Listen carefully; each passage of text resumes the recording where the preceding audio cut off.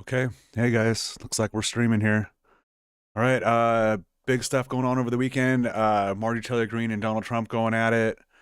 Uh Obviously the shutdown is over. Nick Fuentes has been going off. There's a lot of good stuff going on today.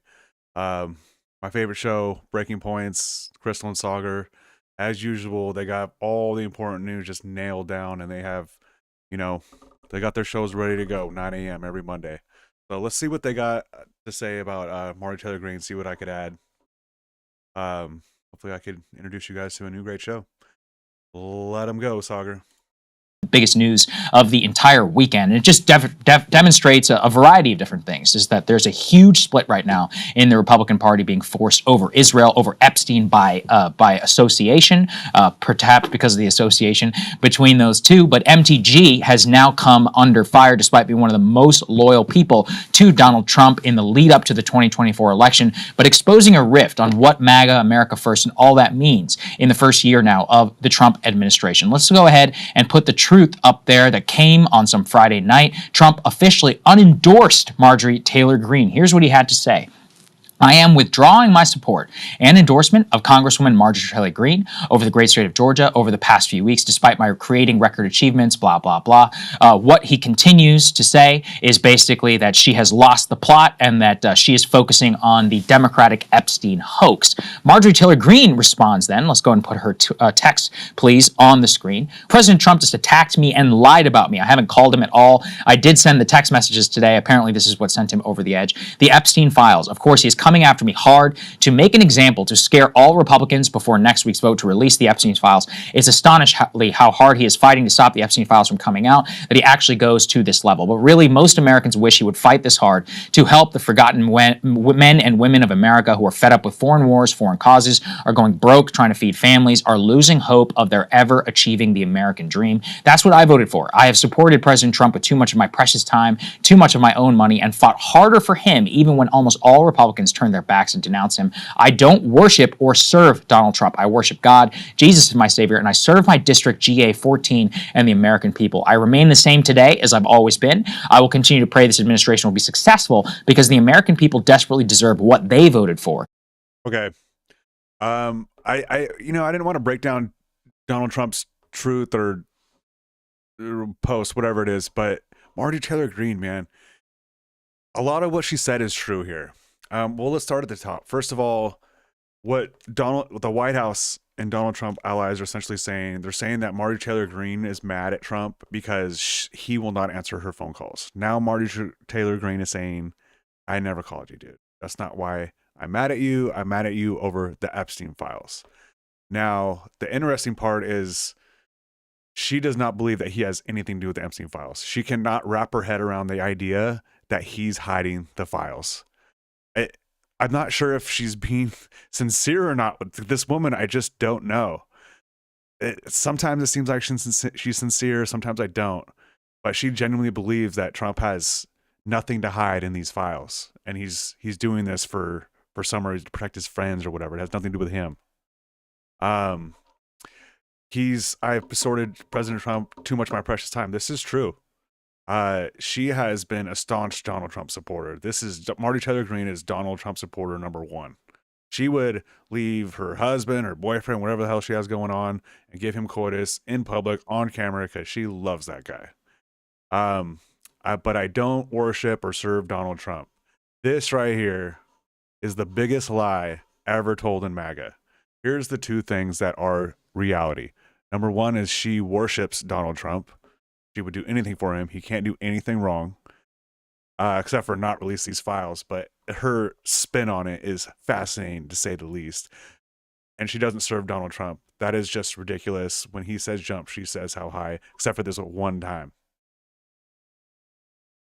For me, I remain America First and America only. The text messages were especially noteworthy. Let's go to move those guys, just to show you the exact text that she sent Donald Trump, and which apparently are what sent him over the edge. This went directly to DJT. Check the flight logs of Epstein's plane. Bill Clinton is on there like 26 times, Hillary too. For many of us, releasing the Epstein files has always been for the women who were victims of Jeffrey Epstein, but also because we believe the Democrat bad guys like the Clintons were entangled and involved with him. Epstein was the spider that wove the web of the deep state, leaning lean into it. A second one that he sent to Natalie, this is one of Trump's chief aides who often drafts a lot of his Truth Socials. She says here, in every single interview I have done, I have defended President Trump. I've said over and over, the women say he did nothing wrong, and their attorney, he says he's the only one who's helped. And the Democrats had 4 years to release the files but did nothing. Stop ignoring the women. Many of them literally voted for President Trump and say so publicly. Them being raped as teenagers is not a hoax. So this is really what sent him over the edge, Crystal, and I think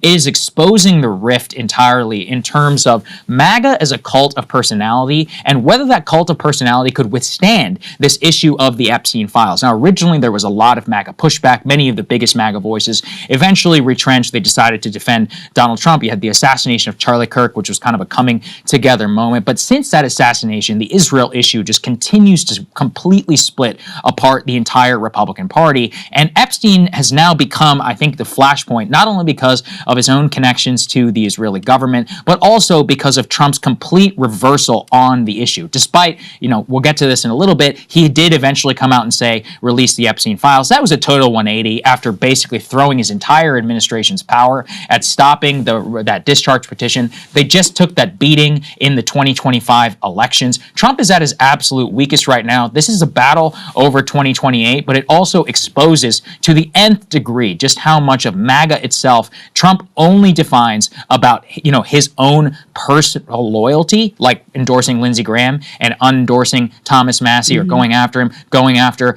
MTG now in this specific way. And I do think this is the first time I've seen Trump actually weak with a lot of Republicans, and a lot of people are disgusted with his handling of this issue and of his unendorsing of MTG. Yeah, what I would say is do not underestimate this woman. Don't underestimate her. I agree. Because think about the fact that you have never had a Republican who I'm not sure exactly what she's about to say, but Liz Cheney. Whatever happened to that woman? Haven't heard from her in like a year. She's no longer relevant because she was the first. There might have been other Republicans, but man, she was one of the first high-profile elected officials that said, I ain't doing this, guy. And she's gone. on Trump and succeed, that Trump didn't get the better of, that didn't get excised from the party, didn't end up a Jeff Flake or a Liz Cheney or something like that, where they're just completely now anathema to the party, the base hates them, they're traitors, etc. He's trying to do that with Marjorie Taylor Greene, and he is not succeeding. He's trying to do that with Thomas Massie, and he is not succeeding. This tells us a couple of things. Number one, I think both Thomas Massie and Marjorie Taylor Greene chose the most intelligent possible issues to turn on Trump. Okay, Israel point. and the anti-Semitism wokeness panic and Epstein. Those are the first issues where we've really seen him vulnerable with the base and with an energized online constituency. So the issues she chose are incredibly, incredibly intelligent. And then she has gotten the better of him in all of these exchanges. Now, I don't know what is in Marjorie Taylor Greene's heart. I don't know what's in Donald Trump's heart. But we should look at all of these people as savvy political actors. And every single play that she has made has been extraordinarily savvy.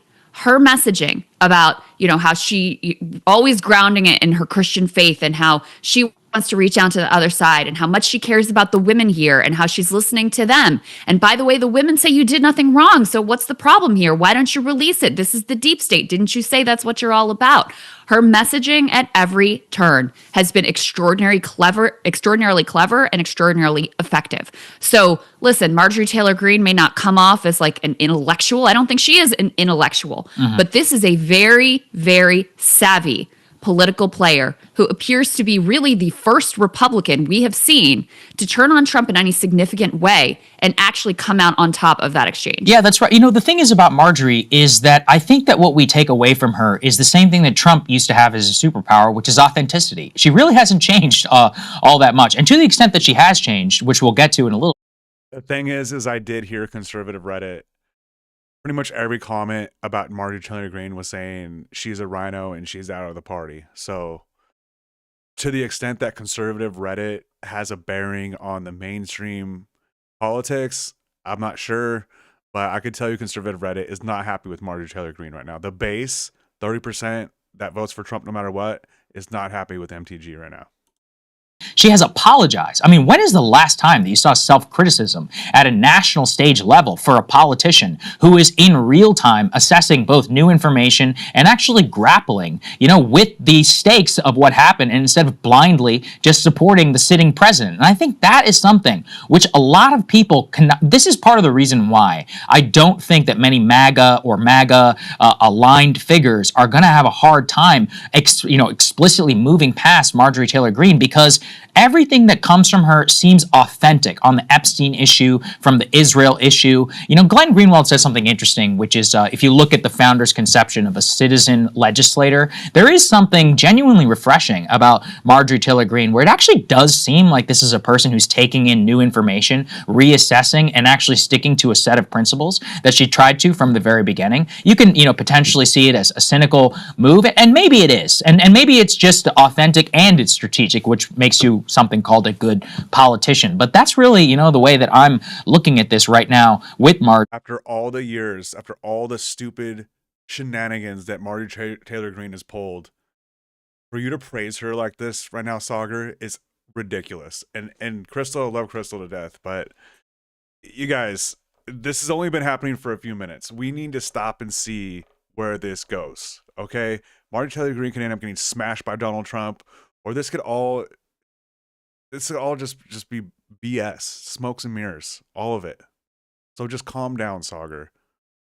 We did have we did have Marjorie Taylor Greene now explicitly, embracing the fight with Trump. This is the other thing. It's not just one of those where Republicans in the past who have been attacked by Trump will be like, oh, we have our differences, but of course I still support the president. She's in full-on attack war mode. Let's go to the next one, please, just to give you an example. Marjorie Taylor Greene now blaming Trump for some of the threats that she has received. She says, the hoax pizza deliveries has started now to my house, to my family. We have received a pipe bomb threat on my construction companies. President Trump's unwarranted and vicious attacks against me were a dog whistle to dangerous radicals that lead to serious attacks on me and my family.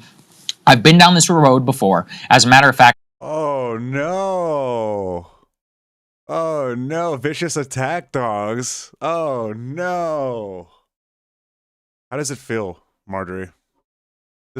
You were on the other side of this laughing. How does it feel? Campaigned all over the country, defended Trump. I received dozens of swatting calls on my house, my family members, with these hoax pizza deliveries. Even more severely, I have received some of the most death threats of any member of Congress that led to multiple men being convicted, serving time in prison. All of that came from the left. Now, President Trump has called me a traitor, which is untrue and horrific. Mark Levin has called me a traitor. So have other prominent, likely paid social media activists. This puts blood in the water, creates a feeding frenzy. It could ultimately lead to a harmful or even a deadly outcome. The timing of this just happens to be days before we take the vote on release. I don't know. It's kind of unclear what she said here. She's talking about all the death threats and all that stuff, the hoax pizza deliveries. What is that what people do? They order pizza for your house and pay for it in advance and have it sent to your house, because you have in order to deliver pizza, you can't you have to pay it in advance, right? That's how I've always done it. I pay for it online and it gets sent, and then we tip the guy and it's over. In the 90s back then, you get a pizza delivery, you have to pay cash. That was the only way. So I don't know about that one. As far as men serving time in prison for death threats, I don't really feel like Googling that right now, but I'll bet that didn't happen. Epstein files. I love America, the American people. I swore an oath to uphold the Constitution. I am not a traitor. However, when the President of the United States irresponsibly calls a member of Congress of his own party traitor, he is signaling what must be done to a traitor. I fought harder than anyone else to get Trump elected. I support this administration and the promises we made in the campaign. I'm a Republican in good standing. I've paid all my dues. My voting record is one of the most conservative in Congress. I'm proud of that. The toxic and dangerous rhetoric in politics must end. We need healing in this country for all Americans. And I think what... Oh, now that there's toxic and dangerous rhetoric going towards your direction, now you're not into it anymore.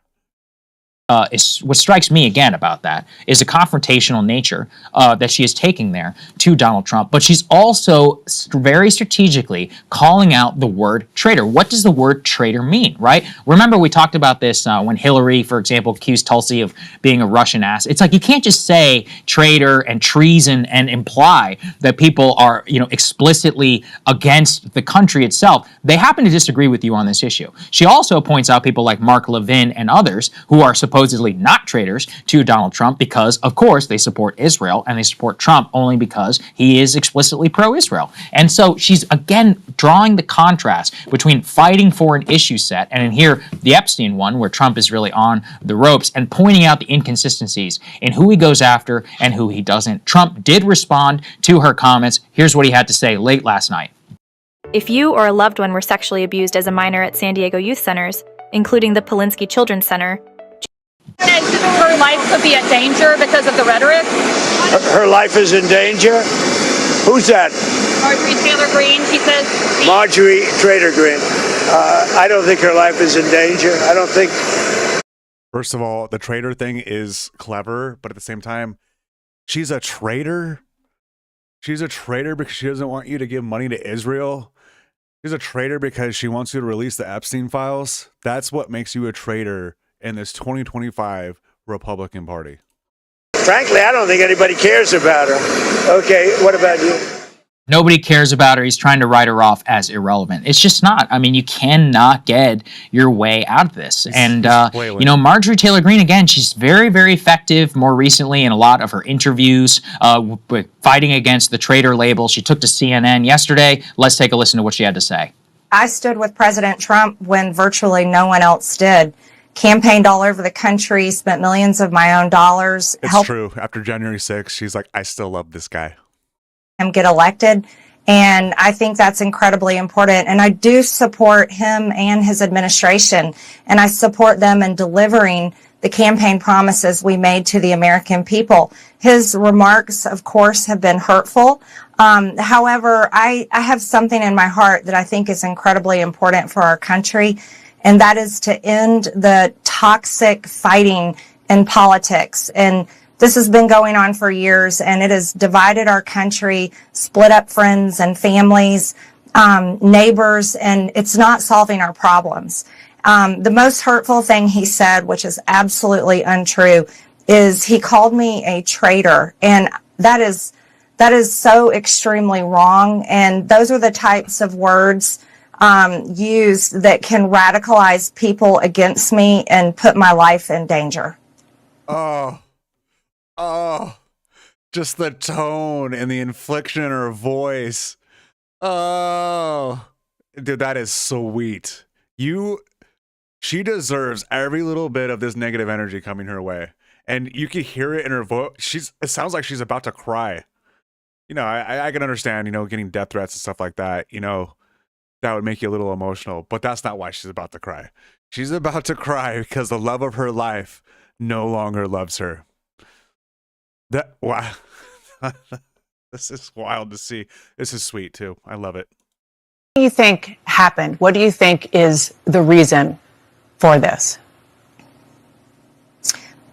Unfortunately, it has all come down to the Epstein files, and that is shocking. And, I stand with these women. I stand with rape What's shocking about it?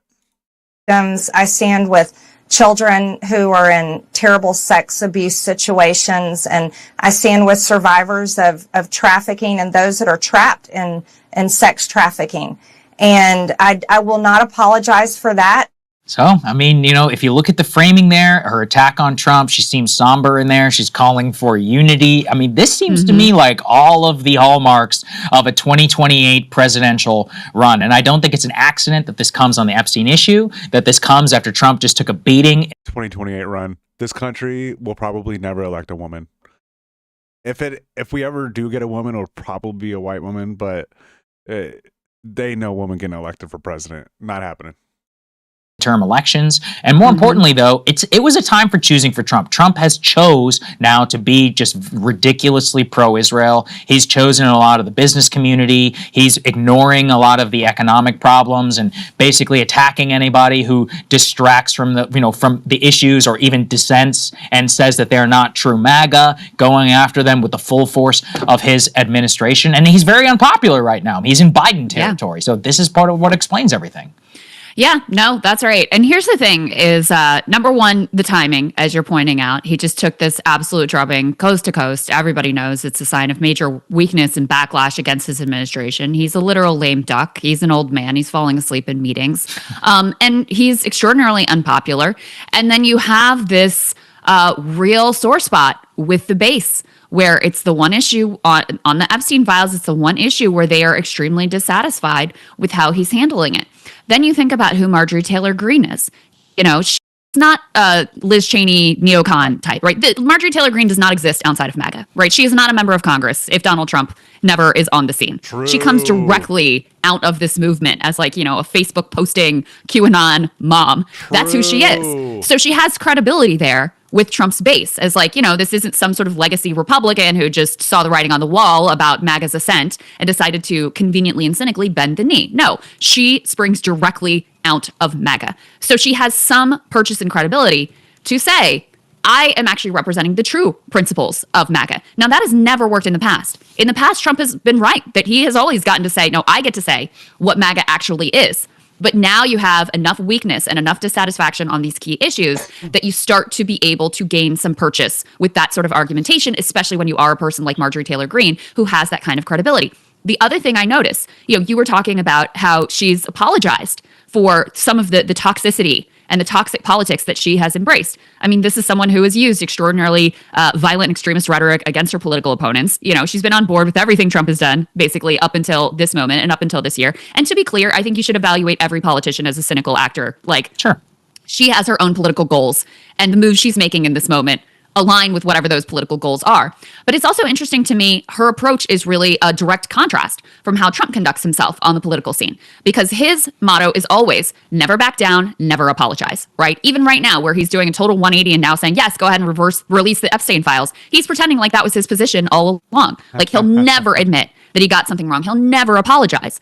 And so stylistically, she is striking this incredible contrast, which I also think has a certain appeal to people. Now, I don't want to go too far because, look, I'm not in the Republican base. I don't know ultimately how that will shake out for 2028, whether people will see her as a traitor to the cause, whether she will ultimately end up in like a Liz Cheney kind of bucket as a quote unquote traitor. That's certainly what Trump is trying to accomplish. And I am a little skeptical of the fact, like, you know, the fact I find what she's saying appealing is a bit of a red flag to me. Like, is this kind of like a Fetterman of the right, you know, where, you know, people who are Democrats are like, look at her on The View, look at CNN, look at how reasonable she's being in contrast to this madman. And that makes their own base, the Republican base, hate her. That is a possibility as well that I want to put out there too. But right now in this moment, I think she's been extremely savvy and picked exactly the right weak point in his defenses to sort of take her stand here. And also, Sagar, you know, yes, she's going directly against him, but then again, she's also draping herself in, I support this administration. I spent millions of my dollars to get this man elected. I still want him to succeed. I want him to accomplish the things that he ran on for the American people. So it's also not a total hard break where she's just saying, yes, you know, I'm done with this and now I'm moving to the other side. And I think that also is part of what's savvy about the way she's positioned herself. I think that's an extremely important point. Let's understand MTG and the Liz Cheney type phenomenon. Now, what would attacking Trump in a quote liberal way look like, right? It would be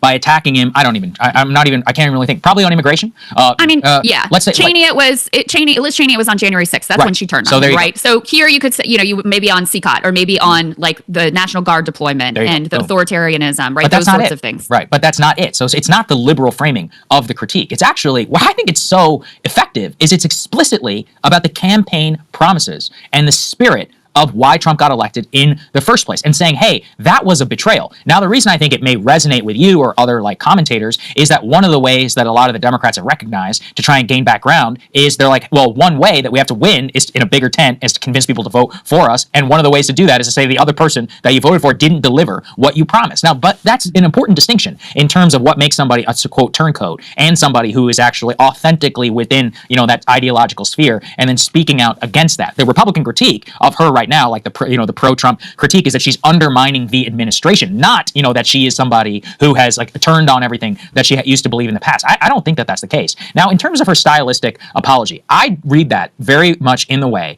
of actually coming to terms with a couple of things. First and foremost was the Israel criticism, because I think it was a huge eye-opener for her in particular to take in a lot of the information about Israel, to conclude ultimately that we should not militarily support this nation. She even went so far as to call it a genocide. And I think what she understood is that in the past, for a lot of politicians, they just bought the Israel propaganda kind of hook, line, and sinker. And what they watched is that nasty rhetoric be employed against them for simply acknowledging basic truths like, hey, you're slaughtering a lot of women and children.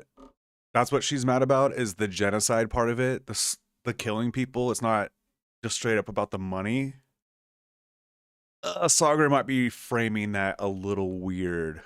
I haven't seen exactly what he's talking about, but I've never heard her, call out the genocide. If she did, she said, one little sentence of it. But for the most part, I think it's just about the money, and she just wants the money. And I do think that in particular, a lot of the nastiness and the rhetoric, when they see how that is weaponized against them for merely just speaking their own mind and for trying to uphold those very principles, that makes them reassess how they themselves have acted in the past, and also how you want to try and build some consensus in the future. And so this is one of those where everybody is trying to sketch out bets right now. We were just looking at this morning, Ted Cruz attacking Tucker Carlson. Part of it is because he wants to make a 2028 run. Part of here with MTG is explicitly picking and saying, hey, I feel like a lot of the promises are being betrayed. But, also with MTG, to give her at least some credit, if she is cynical, she often talks about her children, and she talks often about the ability to purchase a home. Her home state of Georgia, by the way, we were just looking at some economic stuff this morning. Georgia is not doing very well in terms of their economy. They just had those Democratic swings against them. Like, if you want to preserve ability to win or winningness of the recent Republican coalition, you have to kind of return to a lot of those roots. She passes a vibe check in terms of her ability to go and to do a lot of what Trump did in the original 2024 campaign. She was just on the Tim Dillon podcast. I thought she handled it incredibly well. She can go on The View. She handled herself, I thought, there quite competently. She can pretty much go anywhere and handle anything. And that is something, again, which I don't think that Donald Trump would actually do very well on a podcast right now if he's actually even remotely challenged, let's say on Epstein or any of the promises that he originally. She would go anywhere and do well. Would she do good on your guys' show? Would she do good on Kyle's show? No, it would be an absolute disaster in 2024, because the power is now real. For her, she can actually critique, and that's very, very powerful. I've talked previously about kind of the rise of Nick Fuentes and others, and one of the things that Emily has said, I'm borrowing this, it's not my take, but I think it's so deeply true, is there is not a lot of space in the MAGA machine, and in particular in Republican media, for people who are not liberals to critique the Trump administration. That doesn't exist. There's no permission structure. It's a lot like Joe Biden saying he's senile back in, 2023. Emily said that? Wow.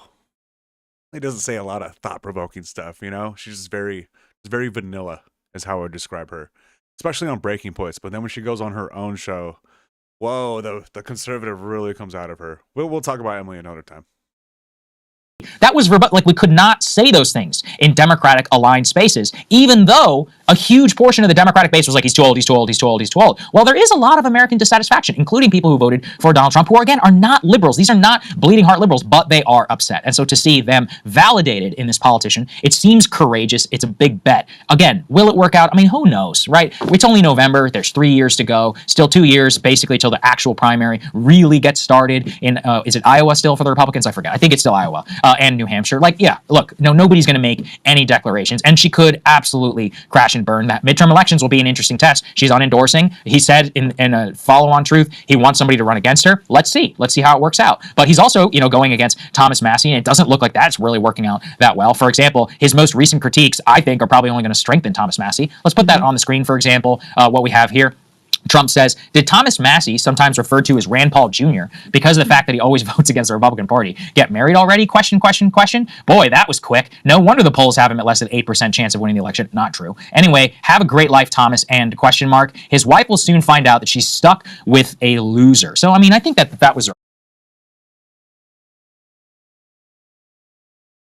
30% of the country voted for him because of comments like that. Real mature.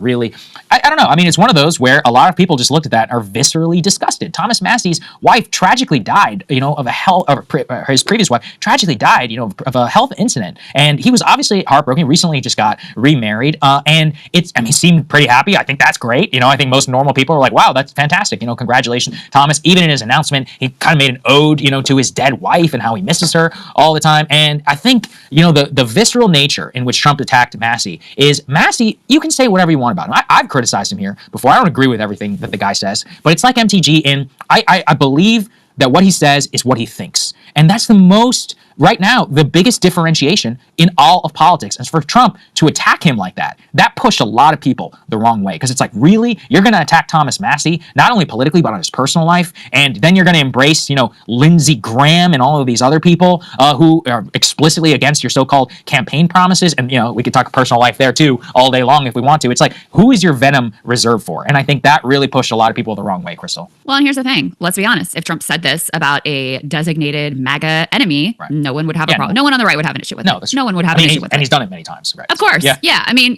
we could go back like the John McCain guy, I prefer my soldiers who don't get captured. I told Ted Cruz's wife was like the fact that people are taking genuine issue with Trump, crossing a moral line here, that people on the right are taking issue with that, is a sign, number one, that they hold Thomas Massey in, relatively high esteem and also see him as a principled actor, right? Mm-hmm. And number two, it's a sign of Trump's weakness. Again, the fact that there's anyone out there saying this was too far and this is disgusting. I hear what they're saying. I hear what Crystal's saying.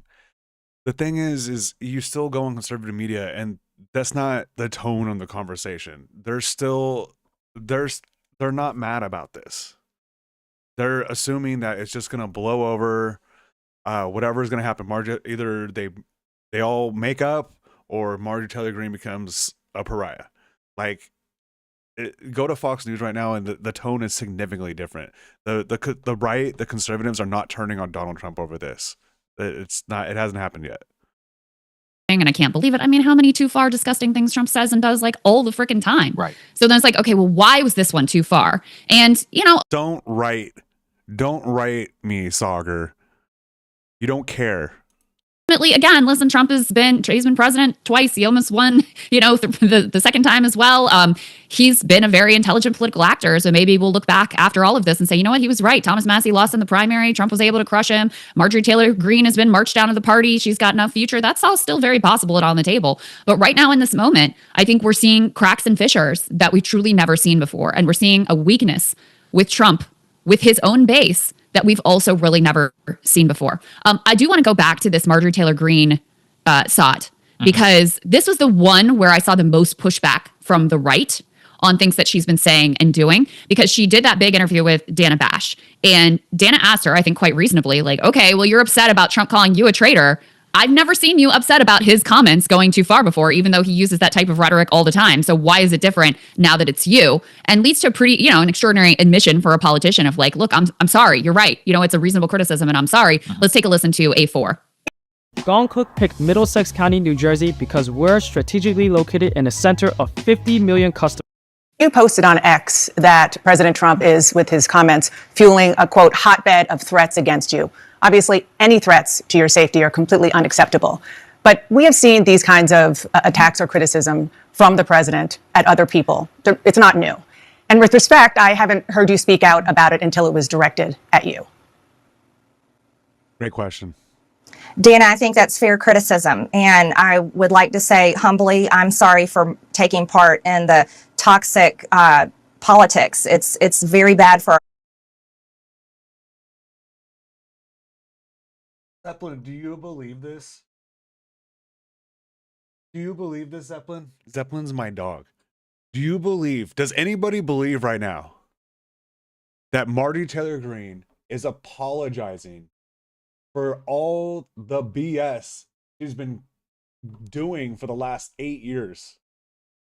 I'm shocked by this, because politicians never ever do this. Wow. Country. And it's been something I've thought about a lot, especially since Charlie Kirk was assassinated. is that I'm only responsible for myself and my own words and actions. And I am committed, and I've been working on this a lot lately, to put down the knives in politics. I really just want to see people be kind to one another, and we need to figure out a new path forward that is focused on the American people, because as Americans, no matter what side of the aisle we're on, we have far more in common than we have differences. Yeah. And we need to be able to respect each other with our disagreements. Wow. And Sagar, I wonder what you make of that, because the whole ethos of MAGA is own the libs. Like, it's never been like some principled intellectual, we have these positions and we stick to them. Listen, there's some imaginary version of that some think tankers have tried to put into place. But the reality is the core binding principle is own the libs. Give no quarter to your enemies. Give no quarter to anyone who is to the left of you whatsoever. And so this was the thing that I saw. You can tell me if you think differently, but that she got the most pushback from conservatives of basically like, how dare you go on CNN in the Lion's Den and you apologize to them, and right on the heels of Charlie Kirk's assassination, and you want to go and she didn't apologize to you. There's no accountability here whatsoever. How dare you go in and say that you're sorry for participating in toxic politics? So I think this is in some ways the riskiest approach that you're going on The View and being very conciliatory, going on CNN with Dana Bash and being very conciliatory here. I wonder what you make of it. Yeah, I mean, it's fascinating to me because the reason, let's explain too. The real reason is because the post-Charlie Kirk unity thing was, we all disagree,